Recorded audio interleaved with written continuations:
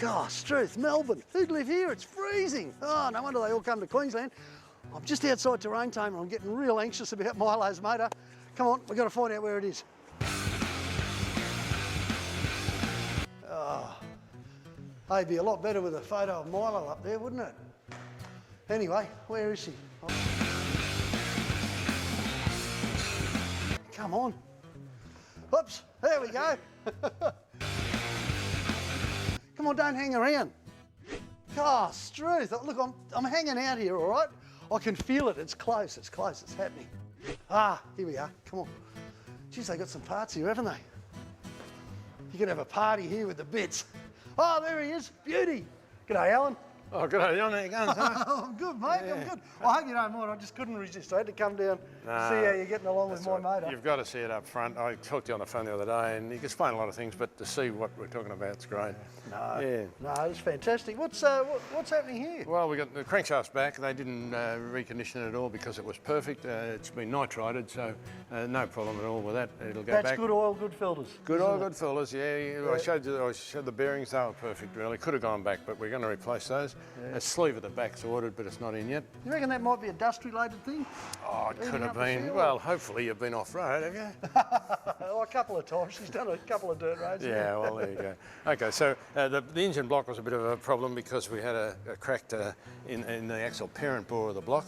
And there's a couple of sleeves. The sleeve that normally comes out is coming out a bit like that. Yeah. And this one was actually coming out really bad. Yeah, really bad. Look at that. And by measurement, we tend to think that the sleeves were too big in the initial time when the engine was assembled, and it's actually probably cracked the parent bore.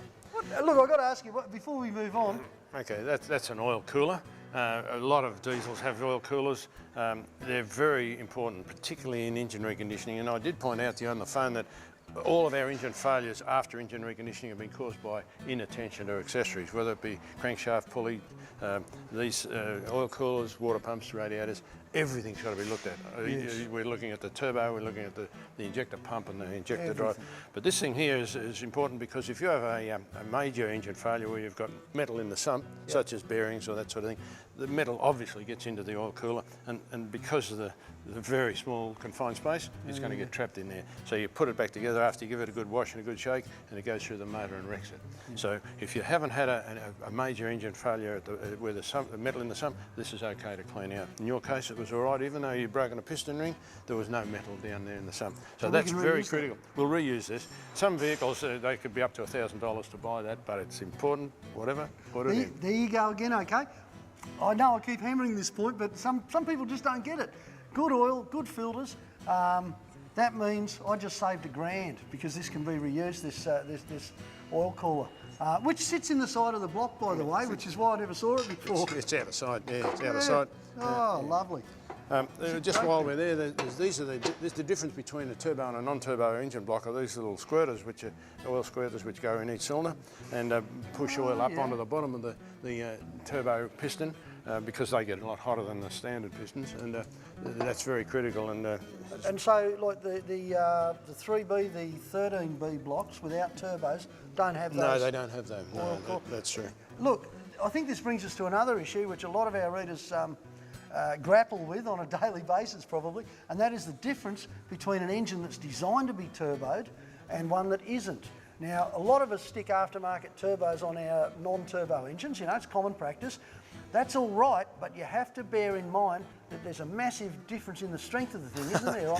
Is there ever? Hey, have a look. I just happened to catch hold of a non-turbo conrod, a diesel, and there's the one out of your vehicle with a massive gudgeon pin size. The rod overall is far stronger, and you're going to put nearly 50% increase in horsepower with an aftermarket turbo on that rod. Yes. You've got to be very careful with your throttle foot. I don't know that it'd suit you. That's good coming from Alan, I'll tell you. He races everything. Don't worry, Alan, I'm going to be really careful.